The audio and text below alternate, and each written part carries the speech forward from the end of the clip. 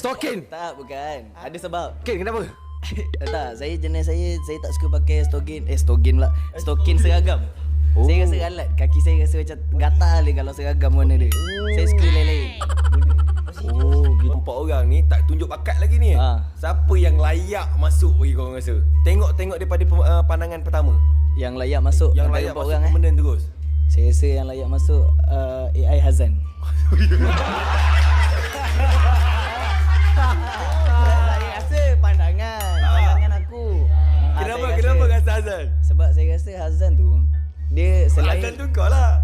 Saya. Taklah aku. Kenapa? Saya Hazan tu kenapa? Oh, saya. Sebab saya rasa dalam AI team belum ada lagi talent yang muka Ira Jeffrey Nicole. Tengok betul-betul.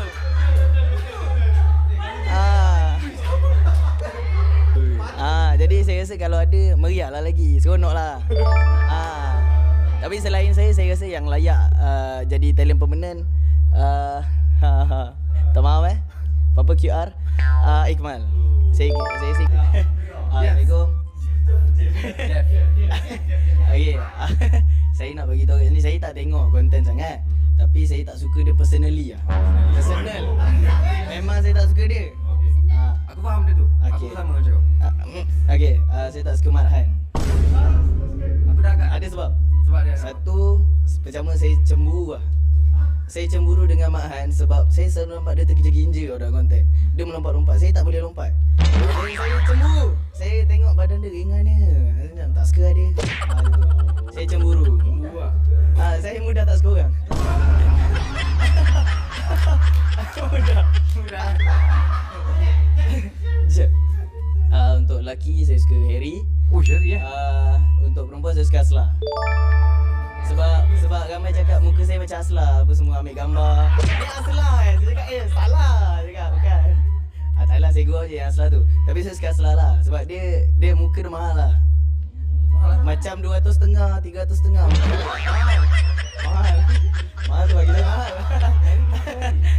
Kalau Harry sebab saya suka dia punya rencana Kameraman. Saya suka tu. Real life ni nak bagi kat dia ni. Dia suka Gencana Kamemon. Gencana Kamemon. Saya suka. Saya suka rap. Saya suka freestyle rap ke apa. Kita boleh duit rap lah. Mantap boleh lepas ni. Just ada payment. Saya tak nak dengan Luqman Musa lah.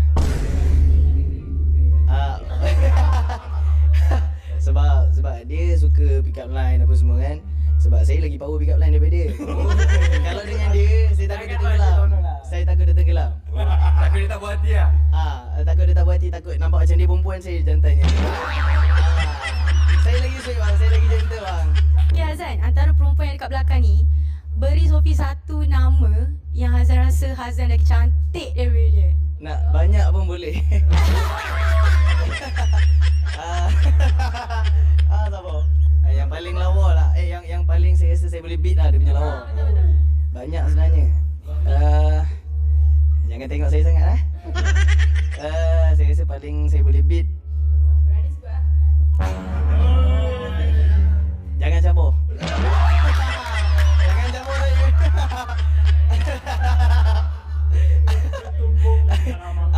Sophie lah. Sophie. Saya rasa saya lagi lawa daripada Sophie. Betul.